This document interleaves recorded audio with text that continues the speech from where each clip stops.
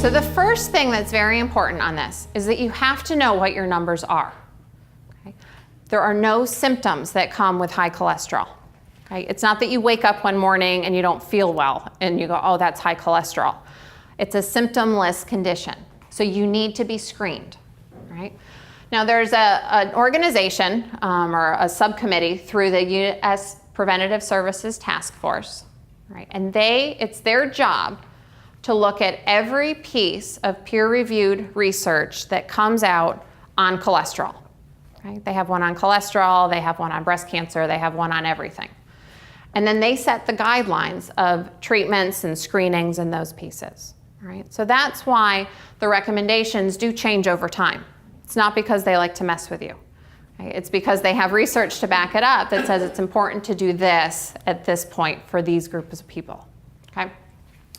So what they recommend is that in the United States, anybody over the age of 18 should have a full fasting lipid profile done at least every 5 years. Right? So that's going to include your total cholesterol, your HDL, your LDL, your triglycerides. Okay? So every 5 years at a minimum. Now, they did come back and say, well, there are certain populations that are higher risk, and so we want them to be screened more often. Right? They did not put the parameters around how often. They left that for a conversation between the patient and their provider, because your healthcare provider should know you best.